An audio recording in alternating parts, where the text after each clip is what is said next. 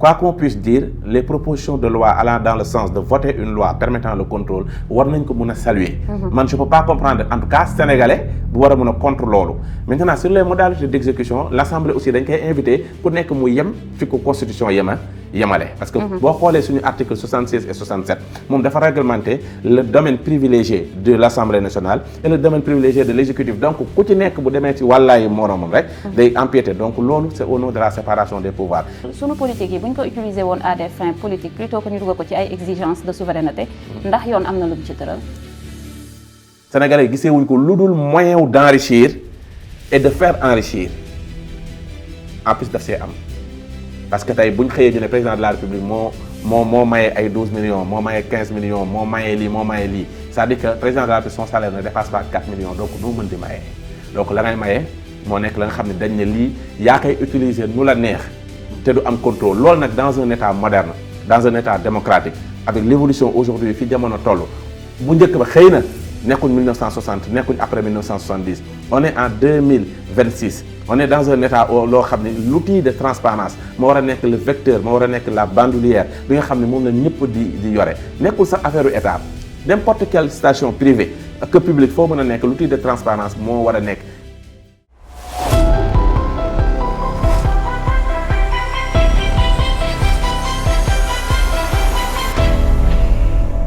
internetu Top TV plus nuyu nañ leen bu baax a baax di amati mbégte janwaat ak yéen ñu koy defee say su ne ci seen émission bi ngeen taamu di l'invité nga xam ne nag du ma tàyyi ci di ko wax bu actualité amee fii la ñuy dalal ay kàngam ñu waxtaanee ak ñoom càmbax li nga xam ne nii rek sujet la bu jar a càmbax nekk noonu nag tey ñuy dalal ki nga xam ne moo di professeur Serigne Thiam nekk enseignant chercheur ca faculté de droit bu l'université Cheikh Anta Diop bu Ndakaaru waaye itam mu jiite mouvement pour la vérité et la démocratie ànd liggéeyal sa réew laataa ñoo xuus si waxtaan wi dama koy bàyyi mu nuyoo ak yéen bu ko defee ñu ñëwaat professeur maa ngi lay nuyu di la dalal jàmm ci kër gi. merci beaucoup Khadija maa ngi lay fay di la dal di am mbégte lool si ñëw fii fekk si la fii la dernière fois yéen a déplacé woon ñëw bureau. et j'avais dit que ça va être renouvelé tey man maa déplacé wu ñëw fii mu nekk une fierté. ma bég si lool parce que quoi qu'on puisse dire aussi quand on porte l'information on va vers l'information. et balaa ngay wax foog nga dem sur les personnes sources ñi la mën a laaj li légitime. te mënoo ci am lu raw ñi nekk ci xibaar yi donc maa ngi nuyu ñi nga xam ne tey ñooy seetaan di déglu ñëpp di am mbégte teewaat fii comme nu nga ko waxee ma nekk jàngalekat Université Cheikh Anta Diop bu Dakar faculté des sciences juridiques et politiques en même temps ci langue politique aussi ma nekk président du mouvement pour la vérité et la démocratie ànd liggéeyal sa réew donc di am sawarte lool pour ñu discuter ci li jëm ci wàllu actualité bi. ñun itam am nañu mbégte bu baax a baax di la dalal ci kër gi professeur comme ni ma ko waxee ci ndorteel li rek dinañ waxtaanee lu jëm ci fonds spéciaux yi waaye itam lépp lu nga xam ne rek laal na actualité taskan wi yittewoo xam la ca nar a tukkee jamono ji lu ci mel ne rek recours bi nga xam ne waa collectif ñoo lànk la dinañu koy déposer ca cour suprême ngir rek ñu respecter calendrier électoral bi jëm ci élection yi nga xam ne moom moo war a am 2027 muy élection locale yi alors professeur dans le décret portant nomenclature budgétaire naka la ñu libalee fonds yooyu nga xam ne moom la ñuy woowee fonds spéciaux ñenn ñi di ko woowee fonds politique. voilà merci beaucoup je pense que tey nekk na question boo xam ne ñëwaat na au devant de la scène. et yàgg nañ ko tudd yàgg nañ koo wax ñi nekk ci langue politique yi yëpp ak ñi nga xam ne ñoo nekk Sénégalais yi yëpp daan nañ dégg ñuy wax caisse noire. nit ñi si lañ daan njëkk di wax caisse noire pourquoi l'appellation parce que en réalité c'était des fonds yoo xam ni dafa nekk xaalis boo xam ne dañ ko doté mu nekk benn dotation mais sauf que c'était pas contrôlé par l'utilisation voilà pour des raisons politiques pour des raisons sociales pour des raisons de sécurité même dañ doon wax di caisse noire la donc amul woon benn contrôle utilisation bi le président de la République lañ ko xamee woon loolu lañ gëmoon sax ni moom rek moo am caisse noire soo xoolee loolu lañ foogoon ba après daawul poser problème évolution day am actualité politique day dox les acteurs politiques changent ñu dem ba nit ñi commencé jàpp ni il y a ce qu'on appelle les fonds politiques ñenn ñi di wax des fonds secrets ñenn ñi di tudd des fonds spéciaux voilà tey mu nuru ni dañuy wax lu wute mais dañuy wax toujours li nga xam ni benn façon bi kese la appellation yi moo wute mais signifiewul ay mode d'exécution wala mode d'attribution yu différentes d'autant plus que ces mots là doo ko fekk sur texte yi doo fekk fonds spéciaux doo fa fekk ay fonds secrets doo fa fekk ay paatu caisse noire utilisation bu ko nit ñi di waxee la di ko utiliser mais dans le jargon en réalité ce sont des dotations ce sont des crédits voilà léegi nag ñaari façon moo am il y a ce qu'on appelle budget am yoo xam ne c'est des crédits spéciaux budget tout ce qui concerne en tout cas les ministères mais yëpp ñoom dañuy am benn budget bu ñu leen di jox voté au niveau de l'Assemblée nationale mu nekk la loi initiale bu amee leneen changement mu nekk une loi rectificative ñu jox leen benn budget de fonctionnement budget boo xam ne mën na nekk aussi budget programme suñu seen biir ñoom ñu xool nañ leen ñuy tëralee maintenant toutes les autres institutions yi nga xam ne dañu am vocation constitutionnelle que mu nekk Cour des comptes que mu nekk Assemblée nationale que mu nekk présidence que mu nekk primature ñooñu duñ au-delà de budget bi nga xam ne tey primature dañ ko koy jox mais après dafa am yeneen fonds yoo xam ne moom la ñu tuddee les crédits spéciaux voilà mu nekk parfois crédit spécial parfois mu nekk fonds ñu tuddee ko fonds spécial mais sachez que c'est une enveloppe boo xam ne financière ñu koy jox pour une utilisation à un but précis bu fekkee fonds spéciaux la maanaam dañuy ne fonds bi c'est tant d'argent mais dañ la ko jox pour un but précis par exemple pour luy suqali ASC bi pour luy suqali par exemple telle chose maintenant boo xoolee bii débat bi am actuellement dañ ne ce sont des fonds pour la Casamance ainsi de suite bokkut ak nag l'utilisation d'un crédit spécial donc il faut faire la part un fonds spécial un crédit spécial bokkul un fonds spécial bu ñu la ko joxee l'orientation la destination dañ koy préciser ñu ne un fonds spécial destiné à couvrir les événements liés au bateau le Joola supposons l'indemnisation des victimes bateau le Joola loolu ñu ne c'est un fonds spécial un crédit spécial c'est une enveloppe financière bi ñu lay jox boo xam ne en réalité dont l'utilisation dañ la koy laisser à ta guise mun na am volet social mun na am volet économique mun na am côté culturel mun na am beneen côté ba tax na après nag loolu noonu tey moo ñëw nekk au devant de la scène c'est par rapport ak lan c'est par rapport à des lois yu ñu proposé pour le contrôle de ces crédits spéciaux mu nekk Assemblée nationale voté ko jëmale ko ci fonds yi nga xam ne président de la République daf ko yor mu nekk tey ce qu'on appelle le crédit spécial bi mu yor benn en région de 11 milliards la sax 8 milliards la woon mais je pense que dañ ko yokku jusqu'à 11 milliards pour ñu def ni contrôle de l'utilisation de ces fonds maintenant mu am en retour par rapport boo xam ne exécutif boo xam ne aussi tamit dafa proposer à ce que ñu yaatal ce contrôle parce que président de l'Assemblée nationale dafa am crédit spécial primature dafa am crédit donc on ne peut pas penser que limitation contrôle bi war na nekk ci Assemblée nationale kese ci président de la République kese après loi bi voté nañ ko loi bi ñu ko voté nag après par rapport ak li xew mooy la saisie du Conseil constitutionnel par l'exécutif pour la bonne et simple raison c'est pas que le contrôle la ñuy bañ ainsi de suite parce que de prime abord ñoom sur le contrôle de ces fonds spéciaux bañuñu ko mais en réalité dafa am sur la mise en œuvre sur les modalités de contrôle sur l'exécution de contrôle sur l'orientation de ce contrôle foofu le gouvernement bi d'accord ak Assemblée nationale parce que dañ jàpp ni Assemblée dafa empiéter sur les pouvoirs en réalité de l'exécutif parce que soo xoolee suñu constitution il y a l'article 67 et l'article 76 bi définit le domaine du règlement ainsi de suite ak le domaine yoo xam ne des pouvoirs parlementaires maintenant tout ce qui ne relève pas du domaine législatif et du domaine réglementaire du domaine de l'exécutif à ce moment nag dañ jàpp ne Assemblée nationale moom su voté loi bi bu ko dugal dans la rubrique de l'Assemblée nationale parce que constitution dafa am di présidence de l'Assemblée ba pare am jàpp ni loi bi non seulement contrôle ko crédits spéciaux yi dafa war a am mais en même temps aussi tamit jëfandikaay bi ci fii la war a yem ci fii la war a yem ci lii lañ ko war a yóbbu loolu dañ considérer que ce n'est pas dans son domaine c'est-à-dire que l'Assemblée nationale devrait se limiter à encadrer à faire le vote mais la mise en œuvre l'utilisation l'orientation et du domaine de l'exécutif gouvernement bi déclaré ko irrecevable voilà cette loi votée mu ne mënul dem parce que l'Assemblée dafa empiéter et au nom de la séparation des pouvoirs am na fu mu prérogative yu mu jox boppam pouvoir yu mu jox boppam loolu ce n'est pas dans son domaine donc loi bi mënuñ ko accepter c'est ce qui a fondé la saisie du Conseil constitutionnel mu war see addu voilà pour xam exactement est-ce que Assemblée nationale dafa dépasser ses pouvoirs dafa outrepasser ses pouvoirs si tel est le cas Conseil constitutionnel day déclarer la loi irrecevable day rejeter proposition bi si tel n'est pas le cas Assemblée dafay delluwaat parce que si cëggal guyam wéyalaat affaire yi mu des président de la République mu war koo promulguer mbaa bu xool neneen nu muy def. D'accord loolu leer na mais juridiquement lan mooy valider seen dérogation aux règles classiques de la comptabilité publique. waaw mais xam nga fonds yooyu c'est-à-dire que comme ni ma la waxat faral di wax Assemblée nationale ñëpp xam nañ ni moo nekk makkaan bi nga xam ne fa la ñuy voter budget yi. c'est-à-dire que le budget prix initial bi pour état bi li muy war a jëfandikoo yépp su ko voté ba pare xam nga dans les différents ministères bu si nekk dañ lay attribuer li nga xam ne moo nekk sa budget ainsi de suite mais après au-delà maintenant dafa am benn dérogation boo xam ne comme lu nga wax moom moo nekk la dotation moom lañ tuddee ay caisse noire ak ay affaires léegi nag dotation boobu ñuy jox lan moo ko expliqué c'est-à-dire que c'est pour l'urgence pour des besoins urgents yoo xam ne la procédure administrative et législative bi muy topp dafa yéex de telle sorte que tey président de la République bu jugoon rek ñu ne Sénégal tey dafa taw boo xam ne macha allah wàccee na ay kër wala wàccee na ay affaires xam nga tey le décaissement la comptabilité financière bi jaar assemblée nationale dem trésor dem décaissement ñëw ñu mën ko utiliser procédure boobu dafay yéex su ko defee nag moom dafa am foo xam ne mën na fa tibbee mu nekk ci ay fonds boobu noonu ñu tuddee fonds spécial baa ñu tuddee ko caisse noire crédit spéciaux qu'importe l'appellation mais c'est une dotation boo xam ne dañ ko koo jox pour mu nga xam ne moom ci lay jël su avènement amee tey gàmmu dafa am màggal dafa am ci lay dimbaliwaatee yenn affaires yi donc moom amut limite c'est-à-dire que lépp lu mu jugé nécessaire que mën na ci dimbali ay nit mën na ci yóbbu sénégalais extérieur mu faju ji mën nañ jàpp ni lii war na ko see def loolu mooy indi dérogation boobu pour que en réalité l'impact ou la lenteur des procédures administratives ak ñi nga xam des procédures financières loolu du ko laal donc à côté de budget bi nga xam ne carrément que primature def ko am na benn crédit spécial à côté li nga xam ne président de la République am na benn fonds spécial le président de l'Assemblée am na benn fonds différent du budget bi nga xam ne moom lañ koy def budget yooyu nag d'habitude en réalité amul woon contrôle c'est-à-dire que pourquoi amul contrôle parce que dañ jàpp ni l'utilisation non seulement elle est secrète l'utilisation bi fañ koy yóbbu c'est des mesures de protection supposons ñu ne le Sénégal dafa war a jënd ay chars de combat dafa war a jënd ay munitions dafa war a jënd ay armées dafa war a jënd benn affaire la protection de des sécurités frontalières entre autres la nga xam ne moo si secret ak li ñu ci war a dépenser en termes d'armement kenn du ko teg sur la place publique ci caisse foofu lañ koy jëlee. kon ba nii amul ay mécanismes de contrôle. nii ba nii amul woon ay mécanismes de contrôle mais sauf que day am mécanisme de contrôle parce que la loi bi ñu voté la seule chose bi ko bloqué mooy la saisie du conseil constitutionnel et ça c'est sur les modalités d'exécution c'est-à-dire que contrôle bi bu fekkee ni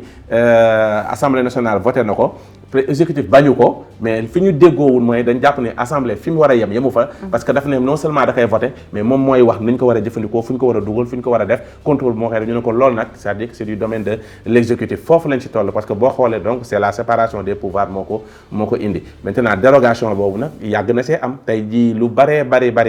président de la République daan na ko def ci caisse noire yi mu jëm ci événements culturels yi dem ci événements sociaux yi mu dem ci des trucs sanitaires des trucs de défense de la sécurité ainsi de suite daan na am mais boobaa aussi tamit daa ko def moo tax absence de contrôle boobu mën nañ ci may nit mën nañ la jël def la si saa si nga doon ko riche voilà mën nañ ci maye nu leen neex mën nañ ci defaree ay fondation donc loolu boo xoolee ba xool donc ça ne répond pas à une certaine transparence moo tax man j'adhère fortement à l'existence de contrôle parce que le Sénégal en réalité dafa am le code de la bonne gouvernance le Sénégal dafa am le code de la transparence on ne peut pas utiliser nos deniers publics à des fins qu'importe loo xam ne moo nekk raison yi ba pare ñu ñàkk ko mën contrôler war nañ ko mën a contrôler mais le contrôle aussi war nañ mën a xam paramètre la ko fan la mën yem parce que am na leen loo xam ne soo ko bëggee contrôler ba mettre ko à la place publique de l'orientation de la destination de l'utilisation soo moytuwul di nga xaawi loo xam ne waroon na mën a nëbb lu jëm ci sa sécurité réew wala mu jëm ci yenn yoo xam ne mënoon nañ ko bañ def mais l'idée de l'utilisation de l'orientation ñu contrôler ko war na mën a am qu'importe l'Assemblée nationale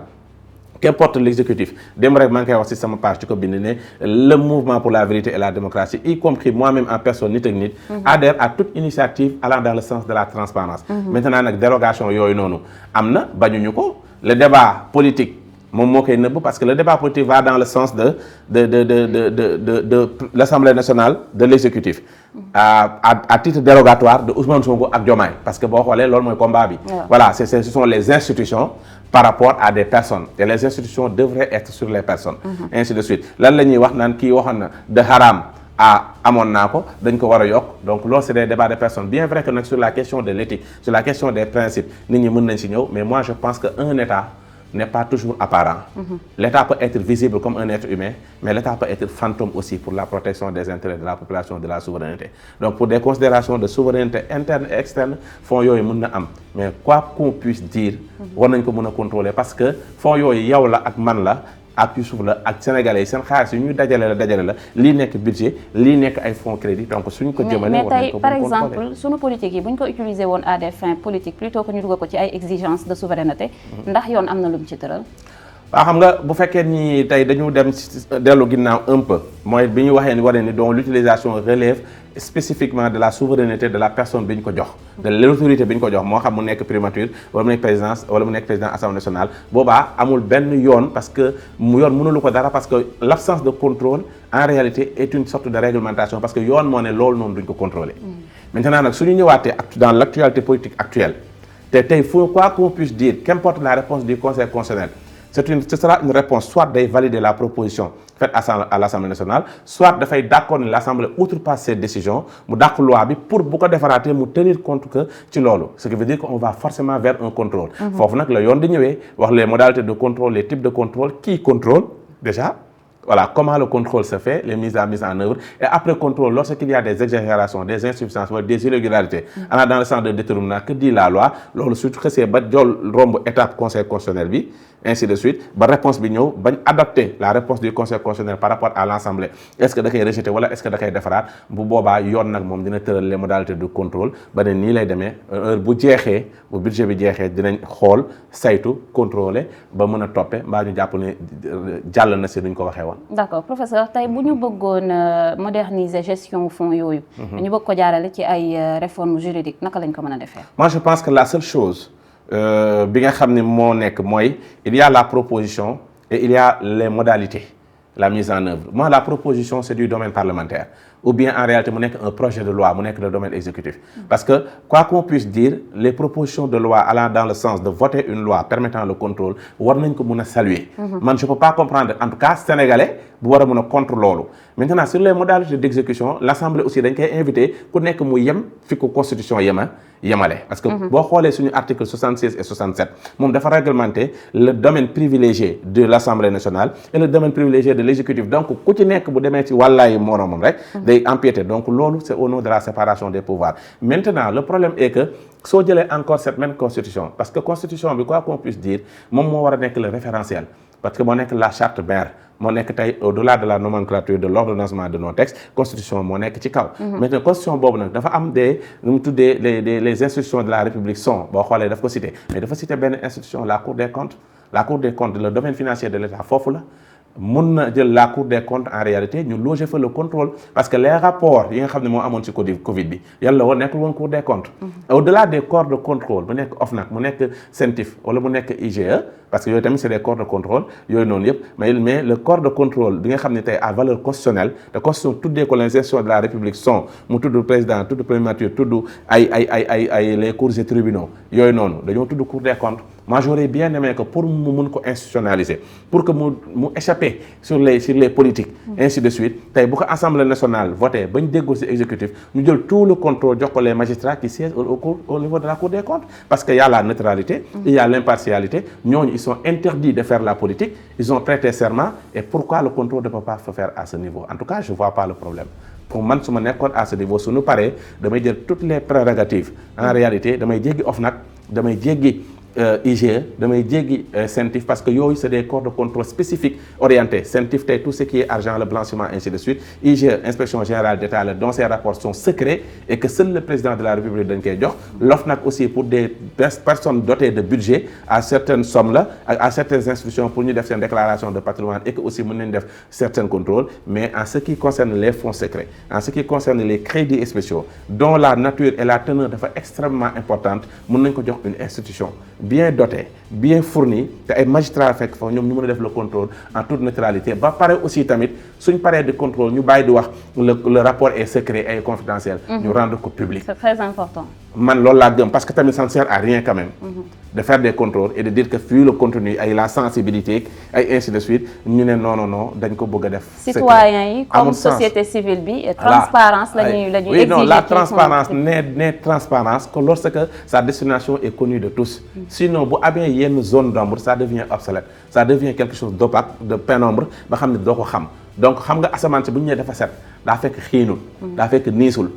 ñu tax dafa set parce que ku xool gis ni dafa set mais bu fekkee nañ ne rapport yi c'est destiné uniquement après au président de la République après moom mooy xool lim siy def dañuy rappeler rek li président Macky Sall waxoon maa si teg sama conc te tey dañuy rappeler encore pouvoir bi président de la République di am dafay exagérer de telle sorte que tey bu fekkoon fonds yooyu noonu impliqué ne ko moom mbaa mu impliqué ku ko jege mbaa ay soxnaam mbaa ay nitam mbaa qu'importe comme mënti doon boobaa Sénégal yi duñ ko xam moi je pense que quand buñ la joxee nit ki may bopp rocc ci làmmiñ amul on peut pas jotee benn corps ne ko yaay contrôler waaye boo paree amoo pour di ko wax. te tey professeur ñu ngi ci contexte boo xam ne ak cadre juridique bépp bu mën a encadrer li nga xam ne moo di fonds spéciaux yi politiquement notion bi dafa indéfendable boo nee fonds spéciaux rek nit ñi am nañ benn étude bu ñu ci defal. oui mais xam nga lu tax parce que le problème mooy nit ñu ko jaay woon la c'est-à-dire que dans tous les états au niveau mondial la fa am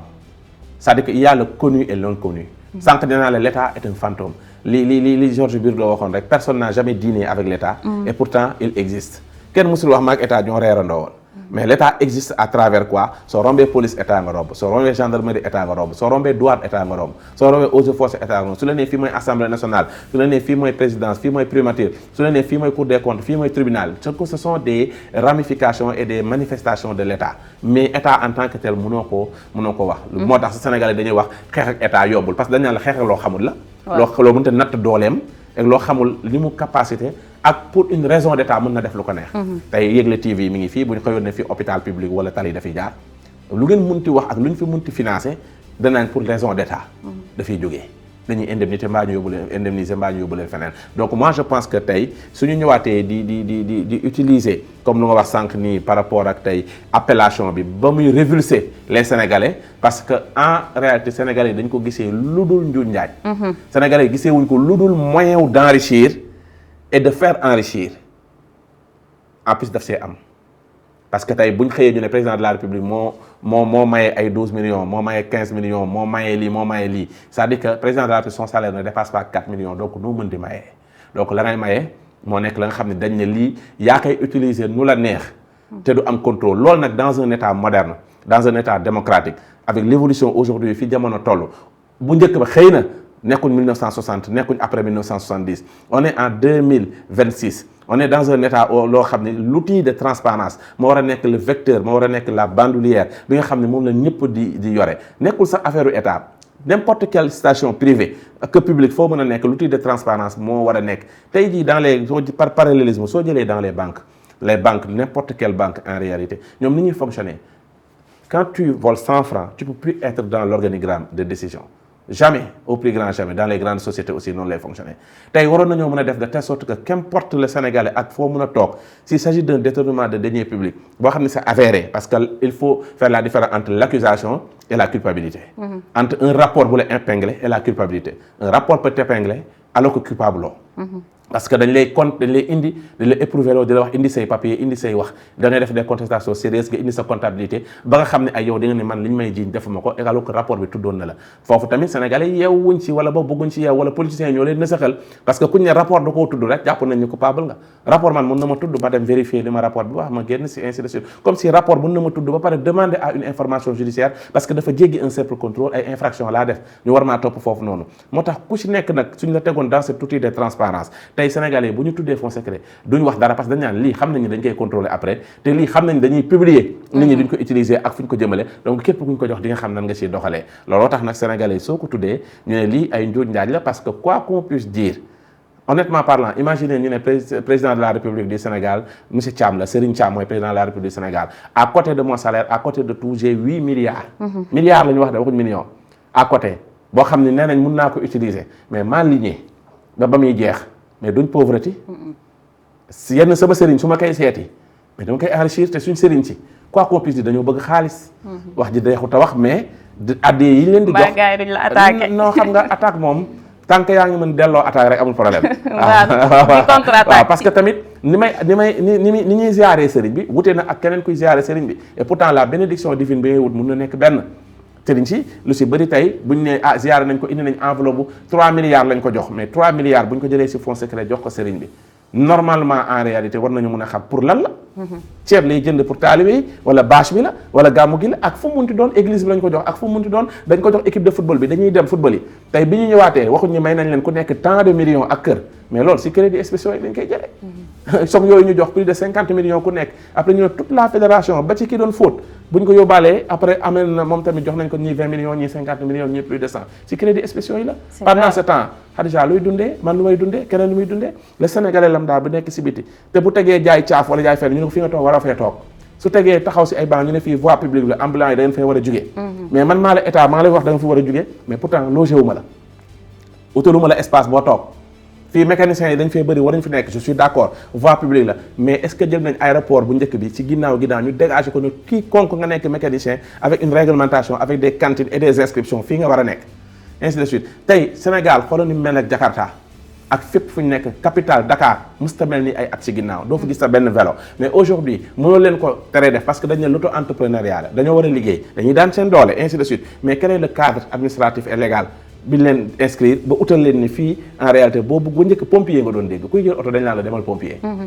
garage ngay dem. maintenant est-ce que loolu am na fi bu fekkee ne mënul nekk benn mais ci biir koñ yi avec la connectivité des municipalités ak maires yëpp mais war nañ mën a dégager ci secteur bu nekk ñu ne voici le garage de Jakarta. moo xam ne ñuy demee man bi ma demee Bénin di fa dem boobu benn dans le cadre de mes recherches mais bi ma fa demee entre Porto Novo ak dama yéemu parce que li ma fa gis ci Jakarta ak li ma tuddee Jakarta ak vélo mais l'organisation bi ñu am dafa yéeme parce que ñoom ñëpp des gilets jaunes la ñuy sol selon les régions ou gilets bleus selon les régions ou gilets verts selon les régions yi nekk Bénin ainsi de suite ba pare organisé wu et tout le monde travaille directement avec la municipalité maintenant képp koo gis solul couleur boobu ça veut dire que moom bu véhicule particulier la moom lay liggéeyee alors que yow boo taxawee da ngay gis ni ku jaune mooy ñëw gilet nga dem mais tey xoolal fii ni mu mel te pourtant Sénégal la ñu wax dëkk bu am xam-xam la ñu wax donc moi je pense que pendant ce temps bu ñu bëggee defar réew mi en même temps bëgg ne Sénégalais yi dañ leen a war a régler en même temps dañ leen offrir le cadre adéquat loolu la état di fonctionner taluñu ko ñu ngi politique taluñu ko ñu ngi politique taluñu ko ñu ngi xaar ñu dissoudre Assemblée nationale décembre taluñu ko ñu ngi xaar ñu organiser élection locale kuy gagné ku dul gagné taluñu ko ñu ngi xaar 2029 kuy doon président ku dul doon président pendant ce temps où est le peuple te professeur si campagne électorale yi lu ñu tàmm di gis mooy li ñuy jaay ay promesse de suppression la ci fonds yi wala encadrement strict ndax jàpp nga ne tey mën nañ supprimer fonds yooyu sans pour autant ñu fragiliser prérogatives exécutives yi nga xam ne état am na ko bon en fait xam nga parfois Ablaye Wade daf ko réglé woon Ablaye Wade dafa mës a wax benn phrase boo xam ne je pense que ku ci nekk aussi war nga ko mën a jël nga xool noo koy utiliser daf ne les promesses n'engagent que ceux qui y croient les promesses en politique ou les promesses de campagne n'engagent que ceux qui y croient xam nga foofu noonu daf la bëgg a wax soo ko gëmee yow yaa ko gëm mais loolu la bëgg a wax indirectement ces promesses là en réalité ne sont jamais respectées ainsi de suite dañ naan la wax gi moom waxam jarul dóor sa doom ainsi de suite parce que boo xoolee moi je pense que il y a ce qu'on appelle la vérité du moment man du ma sax man ñiy vaar sax ba tey nii ànduma ak ñoom parce que man bu ñu vaaree nit dama ne mais parce que nit ki au moment bu muy wax dans ce moment là gëm-gëmam ak vérité am lay wax moi je l'ai appelé la vérité du moment et du contexte kii taxaw ne fonds politique su ma ñëwee dama koy supprimer dama koy dindi wala bu ñu jëlee Ousmane Sonko ñu ne dafa xaraam moom mu leeral ne waxuma dafa xaraam mais utilisation boo ko wax qu'importe nu ñu ko mën a scénario moment bu ñu koy wax mën nañ jàpp ne lu mu gëm la wala lu mu mën la moment bu muy wax Sénégal dafay génn ci franc CFA ainsi de suite ma ne lu mu jàpp la lu mu gëm la moment bu keneen di wax le contraire ce moment boobu noonu di développer des idées contraires lu mu gëm la maintenant il y a ce que vous avez cru ce que vous avez pensé pouvoir faire et que maintenant il y a la réalité étatique bi nga xam ne dafay nekk maintenant soo arrivé sa question bi dafa am solo gi mu am solo mooy suñu ko éliminer fragiliser les prérogatives du pouvoir suñu ko éliminer tey ñu ne amatul l'état ne fonctionne que par rapport ak budget yu ministère bi et que la présidence ne fonctionne que par rapport au budget bi ñu ko def dans ce moment il y aura des situations extrêmement larges yu ko dépassé ba nga xam ne su utiliser xaalis bu ñu ko jox pour une ligne budgétaire bien précise et des orientations bien précises su ko utiliser pour certains événements dafay def détournement d'objectif tax ko woon jóg moo tax crédits spéciaux yi dañ ko jox ñu pour yenn yi dans le cadre d'urgence d'extrême urgence dans le cadre de la souveraineté dans certaines situations mën na ko utiliser à sa guise pour lan pour que moom bu mu utiliser budget présidence bu mu utiliser ministre primature suñ ko joxee pour bu mu utiliser budget ministre primature parce que le budget de la primature en réalité est segmenté par rapport au nombre de ministères yi ministère bu nekk ñu xayma nga taxaw défendre sa budget assemblée nationale voter la ko nga ñëw defar après nag say programme bu nekk nga alloué ko mu nekk des budgets programmes yoo xam ne nga ko war a exécuter à la fin ñu war ko saytu donc man je ne suis pas contre l'idée à côté ñu jël des fonds des dotations ce qu'on appelle ces crédits spéciaux sont des dotations à côté des budgets ñu jox la ko pour des choses qui relèvent de l'imprévisibilité et de l'irrésistibilité mais bu ñu xëyee rek nga benn kii am fi ngelaw bu jéggi dayoo am lu mu def lu bari ñu war a tabax defaraat lu ñuy def loo jëlee léeg-léeg ñu ne la tax ko woon jóg léegi fooy jëlee donc je pense que liñ ci war a nangu mooy non seulement am na la somme 8 milliards la woon jóge na ci 8 milliards dem na ci 11 milliards primature effectivement amoon na ay jamono amul woon fonds secret bi ñuy wax yaa ngi dégg coow li Ousmane Sonko moo ko njëkk a am effectivement ni ñuy expliquer la xam nga sànq yaa ngi koy wax Sénégalais yi booy wax ak ñu wax leen lu leer wax leen olof ba pare wax leen lu digeste bul utiliser les mots techniques du jargon économique ou du jargon juridique mais waxee leen ko ci loo xam ne ñoom dinañ ko dégg ne leen attention muy premier ministre yi fi jàlloon yëpp li ñu doon am ci ligne bi ñu inscrire présidence la ñu doon leen ko doon joxee parce que ligne présidence crédit spécial bu présidence lañ doon jël muy jox premier ministre bi si donc c'était inscrit dans la ligne présidentielle par rapport à Ousmane Sonko il y a la ligne présidentielle il y a la ligne spécifique du premier ministre bu ñu ko jox loolu tax ñu ne moo ko njëkk a am moom jokkowul si président de la république dafa am fonds wu boppam fonds spécial boppam de à raison de 1750 milliards yooyu ñuy wax 1700 ay am na rallonge amul rallonge coow loolu judd fi yooyu noonu yëpp voilà bëri na fi coow et c'est tout à fait normal mu am coow parce que ce sont des révélations yuy génn yu Sénégalais yi du doon xam yéeguñu ko donc dañuy jàpp ni sàmbay bàcc dañuy jàpp ni mbëtt beeg bar bi bii daa njëkk génn rek ñu tuddee ko mbëtt beneen bi génn ñu tuddee ko bar mais ñoo yem xàmmee woo leen dañu dem ba jàpp ni parce que ku ci nekk au fond jar na sax nga taxaw seetlu xool ki ngay àndal ak yow kat nga doon parce que il y a deux choses xam nga su neexee politique ak faral ku la neex ki ngay àndal nga ko xool waaye beneen question mooy yow kat nga doon est-ce que nan ngay àndee ci nan nga war a àndee ci yoo xam ne yow foogoo ko xamoo koon sa nopp su ko soog a dalee ñu koy layal di ko utal contenu di ko utal lu ñu ko mën a légitimer mais yow foogoo woon sax yooyu am na war nga mën a taxaw seetlu waxuñ la bul ànd ak nit mais le malheur des Sénégalais mooy sooy ànd ak nit ne la nit kiy neex waaye na nga am la liberté d'apprécier ses actes yaa xam positivement ou négativement parce que man je veux pas être dans le jugement parce que soo nekkee dans le jugement da ngay subjectif mais soo nekkee dans l'objectivité war na sama leader war na def ma ne ànduma ci wala ànd naa ci. mais professeur naka nga gisee ban lecture nga am ci réponse bi nga xam ne Ousmane Sonko indi na ko ci coowal fonds politique yi. mais xam nga réponse bi en réalité au lieu mu indi apaisement dafa gën a indi coow. waaw. parce que le problème est que il est extrêmement difficile moom Ousmane Sonko mu indi ay leeral ci fonds yi xam nga lu tax de deux choses mooy. moment bi muy révélé wu ci Sénégalais yi il n'était pas premier ministre. le timing. bi muy wax am naa ko à valeur de 1700 Assemblée nationale la ko waxee te nekkatul foofu noonu mu koy am les gens posent la question de savoir donc pendant tout ce temps utiliser nga ko ainsi de suite deuxièmement ñu ne utilisation bi. nan lañ ko utiliser c'est-à-dire que c'est un crédit spécial mais le contrôle war nañu wax fan lañ ko dugal te loolu benn émission bi muy toog mënu ko justifier qu'importe nag documents yi ñu mën a génnee def ko nii ne vos documents yaa ngi nii parce que ce sont des écritures comptables buy jaar ci ay orientation war a jaar au niveau du ministère des finances war a jaar ay décaissement bi parce que du xaalis boo xam ne Ousmane Sonko day ubbi armoire am ñu ne voici fonds secret ligne buñ inscrire la ci ligne boobu ngay tibbee mais am na ku koy manager am na administrateur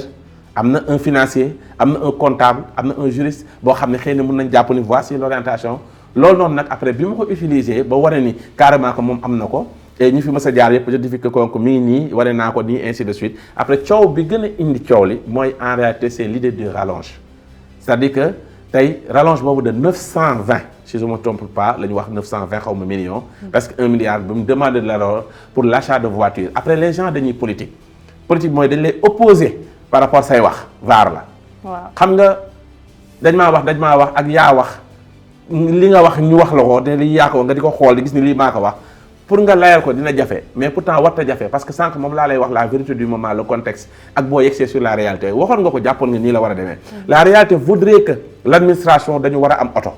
waaw mais donc la seule chose bi lay mën a couvrir mooy wax ko. exprime le besoin officiellement. te fi contradiction bi nekk mooy Abdourahmane Diouf ci la ngaamu ndax nee na. am na ci benn période boo xam ne mu ngi doon génn war a dem benn événement di seetaan matchu Sénégal. otom paan ci digg xawma fan la waxati. foofu la otom paan te nee na période boobu Ousmane Sonko mu ngi nekkoon premier ministre moom moo leen tere woon ñu am ay oto. effectivement te loolu dëgg la parce que Ousmane Sonko vidéo am du lu ñuy inventé. yu ñuy wane la. dina naqari moom ci boppam mu gérer sax ay ses propres vidéos parce que dañ ne au nom de quoi état du Sénégal di dund li muy dund Sénégal metti ñu nekk 4e du sous-sol pourquoi ñuy jënd ay oto moom du jënd oto te waxul ñuy jënd oto te kenn du fi jënd oto léegi il est révélé que avec ñoom Abdourahmane Diouf ñoom Mimi Touré ak moom ci boppam Ousmane Sonko ci dans un débat que mu ne demandé na sur les 1750 un rallonge encore de 920 millions pour ñu jënd ay oto. C'est contradictoire. Pendant ce temps, quoi qu'on puisse dire, Sénégal, maintenant. Deuxièmement, il y a encore une entorse à la loi. Et l'entorse à la loi, moi, le décret, en réalité, bien que moi fonctionner par rapport à l'encadrement des véhicules administratifs, interdit formellement l'achat de véhicules d'occasion. Et pourtant, kenn yégul appel d'offre bi, kenn xamul ñan ñoo gagné, et pourtant voiture yi ñu wax ni moom lañ jënd c'est des voitures d'occasion. Nekkul oto yu bees mu nekk loo xam ne dañ ko tere. donc man sur son intention de faire doter ses membres de véhicules amul problème. Mais la conformité par rapport à la loi et la transparence voudrait que yow loolu noonu nga rallonge dañuy xamuñ ko woon ba pare deuxièmement aussi tamit li nga waxoon ni doo ko def si dëkk bi dafa metti déjà dafa sonn man dama sonn taalibe yi dañ sonn sénégalais yi dafa sonn mais pendant ce temps 920 millions ba pare loolu première chose les gens ne comprennent pas et beneen bi nga xam ne moo gën a indi coow moo tax ma ne la dafa indi ay réponses par réponse yi gën a indi coow mooy quand on a parlé d'un fonds spécial pour la Casamance. sànq maa ngi lay wax ci une différence entre fonds spécial et crédit spécial. Le fonds spécial c'est un fonds, c'est une enveloppe financière dont la destination et l'orientation est précisée. dañ naan la lii c'est pour Casamance donc soo ci génnee fonds yooyu noonu nga mu mel ni dafa am amalgame nga jàpp ni fonds secret la nga wax ci waxu defar building dañ naan la c'est un détournement d'objectif parce que tey qu'est-ce qui a été prévu par la Casamance et pour la Casamance lan nga mën a génnee ni def nga ko ci bu ci amul benn amul dañ naan la où sont cet argent où est cet argent ces milliards yooyu anamu. ak fan nga ko dugal parce que bu fekkee da nga ko dugal feneen ba justifier ko te demul Casamance dafay nekk détournement d'objectif. Et le détournement d'objectif par ricochet suñ deful naan ko mën na aller vers un détournement de deniers publics. te gis nga kon problème bi. te ay ñooñam ni ñu ko justifier mooy lépp ci état la ko dugalaat. waaw xam nga buñ ko justifier ne lépp ci état la ko dugalaat état mënoo ko état lépp papier la état du ay wax. état boo nee da nga ko dugalaat ci état nan nga ko dugalee ci état fan la jaar lan nga def où sont les papiers comptables où sont les finances man j'aurais bien aimé si j'étais à la place de Ousmane Sonko. su sa naataangoo yi toogee sa journaliste yi je vais leur fournir l'ensemble des documents à publier estampillés des zones confidentielles yi nga xam ne warut a génn journaliste du ko génne. journaliste doful c'est une infraction. soo ko xamalee ni lii ak lii yeneen yi nag ça relève de le confidentiel dinañ xam ne y a un début de transparence am na leen loo xam ne mënoo ko génnee mais xam nga. Ousmane Sonko li kay ku bëgg Sénégal la du ma ko weddi ku bëgg réew mi la du ma ko weddi à sa façon ak ni mu ko bëggee mais xam nga Ousmane Sonko dafa am situation yoo xam ne daf ko dal te bu ko dabee bu waxee pare nit ñi dañ naan che moom saa day wax xam nga tey si Mame Mbaye Niang xam nga boo taxawee nga ne preuve yaa ngi sama oto su may dugg di ko génnee te pourtant absence de preuve moo tax ñu daan la soo toogaatee wane ay papier yu fournir ay milliards 1750 milliards si benn papier boo wane nu mu koy justifier day xaw a compliqué yow l'essentiel jarul sax papier jarul journaliste yi nga ne il faut aller dans tel site il faut aller dans tel en tel d'autant plus que tey cité nga benn dage bu génn weddi ni mosoo ko woo loolu dafay crédibilité day xaw a doy waar mais nañ jéggi turu Ousmane Sonko nañ jéggi turu Bassirou Diomaye Faye nañ jéggi turu El Mali nañ jéggi turu El Amin Lo nañ teg Sénégal suñ tegee Sénégal qu'importe la situation suñu xaalis dañ ko war a leeral. am na solo. moi je pense que c'est le plus important. mais coow lii juddu nii jeexagul. te boo xoolee li ma si gën a metti ba lenn kese la c'est l'utilisation des institutions à des fins politiques. ku mën sa morom yaa ngi koy jéem a galgal par li nga téye kii assemblée nationale la kii téye présidence te assemblée dama def keroog benn texte ne l'assemblée a échoué d'un côté pourquoi parce que le peuple est oublié. yow ñu ngi ci digg nawet déggoo benn débat inondation déggoo benn débat mbënn déggoo benn débat sinistré da nga daan toog député jóge fenn ne man Mbella Kajoor laa dëkk suñu forage dafa paan di ko taxawu ci biir assemblée nationale pour ñu defar ko dañ doon toog ne ñun amuñu hôpital tel dëkk wala bi ñu tabax hôpital benn kenn ñëw fa médecin amu fa député noonu la doon def mais aujourd'hui gis nañ député yi fi am léegi moom loolu lépp amatul professeur rapidement ñu ñëw ci recours bi nga xamante ne nii gis nañu waa collectif ñoo lànk déposé ko mu jëm ci coowal calendrier électoral bi parce que ñoom lañu bëgg moo di ñu amal li nga xam ne moo di élection locale yi waaye nee nañu ñi nga xam ne ñoo di gouvernement gi tànk yi ñu nekk di teg ni jamono ji day wane ne bëgguñu jëm ci élection locale yi looloo waral ñu dem déposé benn recours waaye fañ ko yóbbu mooy ci chambre administrative bu cour suprême ñu bëri wax ne fañ ko waroon yóbbu mooy conseil constitutionnel lan mooy différence bi ci am ñoom ñaar. waaw mais xam nga aujourd'hui il faut que ñu leeral benn affaire aussi le président n'est pas encore dans l'illégalité par rapport à la tenue de ces élections. toujours il est dans les délais normaux c'est juste que y a des préalables yoo xam ne war na di jiitu préalable bu amul mën na ko retarder mbaa mu indi ay des situations yoo xam ne sax mën na ko reporter. comme lu jëm ci wàllu caution mooy par exemple même les commissions d'inscription yi nga xam ne ñu war a am carte d'identité tegaguñu ko. le décret convoquant le corps électoral defaguñu ko te war na am ainsi de suite donc les actes yi war a poser d'une manière concrète pour mu acheminer vers l'élection actes yooyu amagul donc tey mën na tey xel ndax on va vers un report avec l'acte 4 de la décentralisation bi nga xam ne moo nekk en jeu te acte 4 boobu bu fekkee moom la ñu bëgg a mettre en œuvre moo gouverner élection bi ça veut dire que élection yi dañ koy reporter te man je crois fermement que élection yi soo defoon naa ko mën nañ ko reporter parce que les préalables yi tax ñoo lànk li ñu dem ak yeneen préalable te yoo xam ni bu yàgg waroon na am loolu amagul mais cela ne signifie pas que le président est sorti de la légalité parce que le code électoral daf ko encadrer par rapport à des périodes et la périodicité jeexagut donc comme que jeexagut voilà mënuñoo wax ni président daf ko bañ a def parce que tamit nit ki mën nga wax benn affaire ba pare dem sa juumu bopp sa crédibilité weesu nga wax way président dafa violé waroon na ko def ñu la mais président ba léegi mi dans le délai élection yi 2027 bi mu war a am à tout moment la prérogative de fixer le décret bi def élection yi convoquer le corps électoral tel jour loolu prérogative la et que le délai imparti bi nga xam ne moom la ko constitution jox code électoral jox ko dépassé ko la seule chose bi nga xam ne moom lañ interdire mooy à 6 mois des élections au niveau de l'espace communautaire CEDEAO dañuy tere à 6 mois des élections amagul du amati benn modification substantielle sur les textes te nekk guñ à 6 mois des élections et ainsi de suite donc moi je pense que à ce niveau voilà maintenant sur le recours de ñoo lànk comme lu nga wax sànq ainsi de suite ñoo lànk fi ñu jëm la ñu war a dem c'est-à-dire que le conseil constitutionnel ne peut pas être saisi par une personne lambda par une association directement le conseil constitutionnel est réglementé de telle sorte que le président de la république moo ko mën a saisir le président de l'assemblée nationale moo ko mën a saisir ou bien 1/10 des députés yi nga xam ne parfois composant l'assemblée nationale mën nañ ko saisir donc man mënuma saisir le conseil constitutionnel loolu sax boo indi le débat de migrer vers la cour constitutionnelle comme au Bénin wala yeneen dëkk nga xam ni yow bu fekkee dañ la appliquer une disposition non constitutionnelle yow mën nga dem saisir directement le juge constitutionnel par rapport à cette disposition loolu mooy idée benn la ci avantage cour bi nga xam ne moom lañ bëgg a def maintenant chambre administrative bi ñu dem saisir c'est-à-dire que kan la ñu saisir parce que il faut distinguer la chambre administrative du président de cette chambre administrative le président de cette chambre administrative c'est-à-dire que c'est un magistrat c'est un juge des référés ñoom le juge des référés la ñu saisir et que le juge des référés bi ñu saisir dañ ko c'est dans le cadre d'un acte administratif le juge constitutionnel soo koy saisir un acte à valeur constitutionnelle koy saisir pour une certaine violation ba pare il faut avoir la qualité même pour saisir ko une association sénégalaise ne peut pas saisir le conseil constitutionnel c'est mënul nekk techniquement mënul nekk matériellement mënul nekk soo ko saisir day rejeter ainsi de suite parce que vous n'avez pas la qualité la preuve même ñi jugoon doon bëgg a attaquer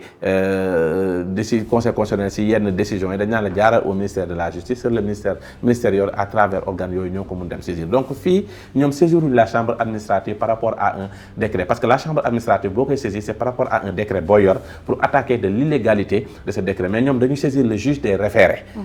le juge des référés c'est une procédure d'urgence pour mu saisir la présidence le ministère de l'Intérieur à travers le ministère de l'Intérieur mu saisir le président pour que le décret permettant de convoquer de fixer affaire élection bi yooyu noonu mu am donc du coup ñii wax ne dañu waroon dem saisir le conseil constitutionnel dañu juum parce que le conseil constitutionnel ne peut pas être saisi par n'importe quelle association sénégalaise bokk ci soo jëlee la loi organique sur le conseil constitutionnel daf la libellé ñi ko mën a saisir simplement soo jëlee la chambre administrative dañu wax voici la loi organique sur la cour suprême ses prérogatives maintenant il y a un juge bu ñu tuddee le juge des référés qui est le président de la cour qui est un magistrat mën nga ko saisir sur des procédures d'urgence dans un cadre administratif pour inviter à ce que le président mu fixer ce décret mais nekkul ni dañ yóbbu benn décret wala dañ gis violation dañ bëgg mu fixer ko parce que c'est une procédure d'urgence et que l'urgence est que délai 26 août bi mi ngi jege et que délai 26 août bi bu passé en réalité on dañuy enfreindre la loi et aujourd'hui je pense que le 26 août ak tey jege na trop moo tax nag ñu bëgg mu def procédure d'urgence pour mu saisir pour ñu fixer ko loolu kese la mais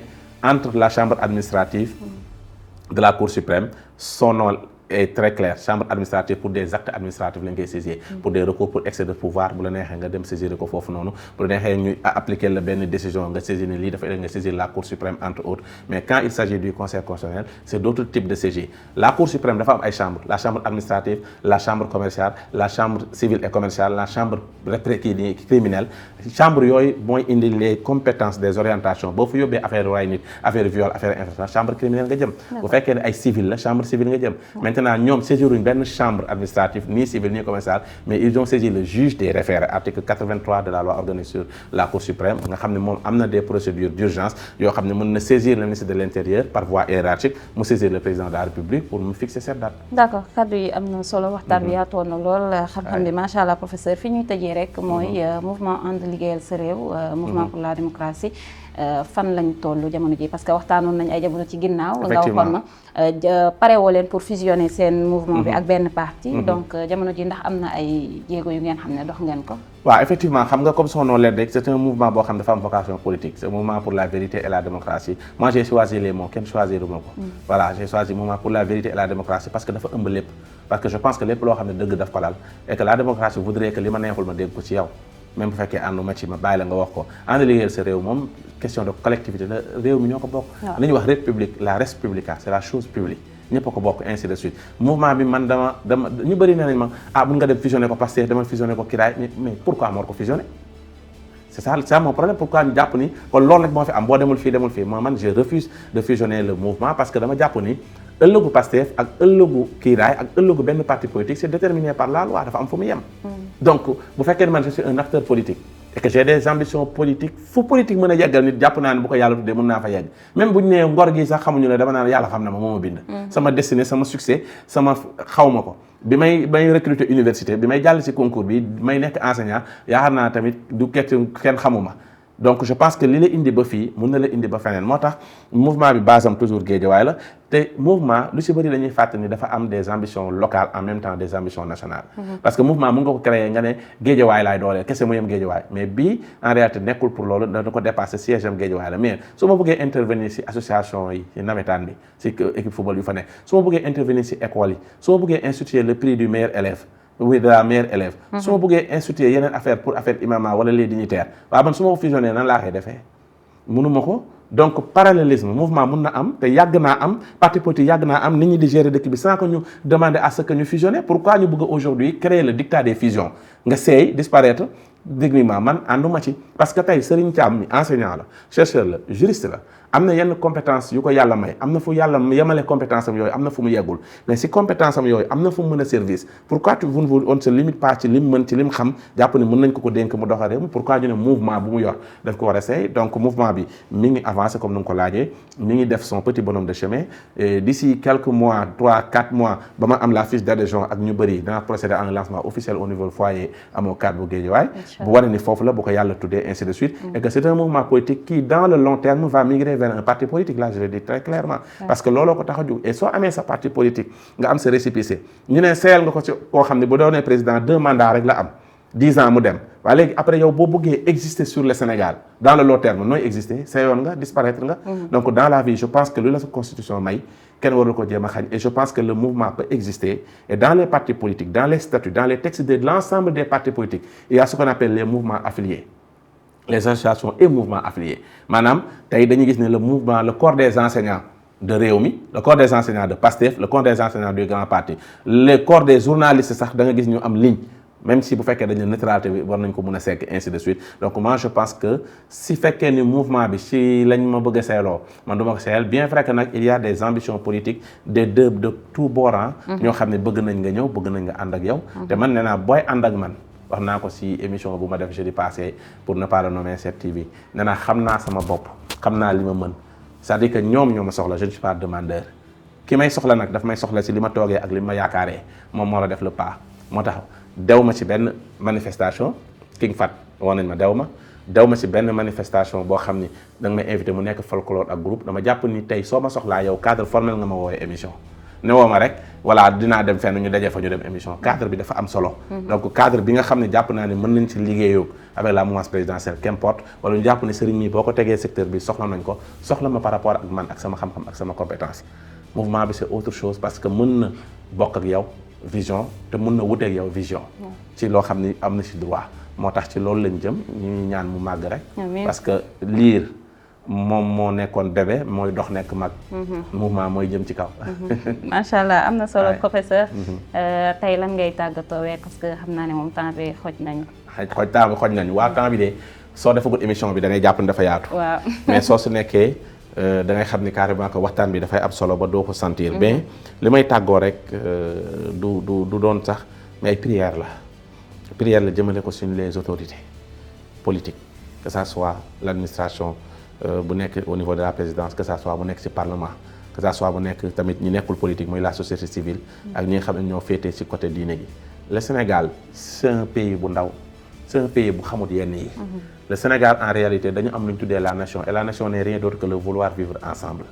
Et je pense que war nañu mën a dellu dans l'orthodoxie nga xam ne 1960 bi ñuy xeex suñu indépendance kenn ku nekk fii di am looy fëgg sa dënn nekkoo fi te suñu indépendant wee ñun nañ ne Valdiodio Ndiaye la nañ ne Lamine Gueye la nañ ne Blaise Diagne la nañ ne ñoom Senghor la nañ ne dignitaires yi nekkoon foofu la ñoo ko xeex avec des maigres moyens colonisation bu jeex ñu bâtir un état bâtir une administration ñëw nekk une nation avec nos différentes races ak ethnies yeeg ak yi fi am nii yëpp donc nañ veiller ci loolu parce que politique bi taal na réew mi taaloon na fi réew mi ci lu bëri mais tamit warul yooy gaat foofu donc dañ leen di inviter à la sacralité de notre nation ñoom ñu mën di concerter wu ñu mën di toog ñu bàyyi politicienne bi ñu nekkee parce que quoi qu'on puisse dire képp kuy politique noonu lañ lay xoolee tey nii sama classe gii di moraliser dañ naan la doo tekki ci politique fekkee nii nga mel moom doo ci tekki te liñ xamoon lan mooy tekki dëgg ci yàlla duñu wax ay tekki politique leneen la ñuy wax ainsi de suite donc di leen inviter à plus de lucidité di leen inviter à plus de transparence di bàyyi institution yu ñuy utiliser di ko xeexee ci politique et que ñu xalaat ni en réalité l'article 3 de la constitution dit que la démocratie est pour le peuple par le peuple donc nañ xam ne suñu souveraineté appartient au peuple et le peuple est le facteur déterminant et au centre de tout donc nañ revenir vers ce peuple pour satisfaire ko mu xaw a soulager wu mu xaw a souffler un peu ndax sonn na et dafa mel ni dañ ko fàtte pour des guerres de positionnement ak ay kuy falu te balaa nga naan naam ne fa nañ ñaanal Sénégal di la gërëm di la sant di gërëm sa collaborateur bi aussi tamit Youssouf di am mbégte lool ñëw fii xam fii et di la ñaanal ca kaw ca kanam rek. merci exactement amiin merci beaucoup professeur ñu itam amoon nañu mbégte dalal fii ci Top TV Plus ci suñu invité ci suñu émission bi di l'invité xam naa ne moom beneen yoon dinañ gën a yaatal ak yeneen i sujet incha allah kon ñuy jaajëfal équipe technique bi fare woon ci ginnaaw di jaajëfal Youssou waaye itam di jaajëfal mbokk yi nga xamante ne nii saa suñu taalee suñu caméra dañuy bàyyi seen it te ñëw di ñu teewlu ci seen émission l'invité ak itam ci suñu yeneen i programme way leen di topp suñu programme ci Top TV Plus nii la ñu koy defee saa su ne ak yéen di leen jaajëfal di leen jox dig daje beneen yoon ak beneen invité merci beaucoup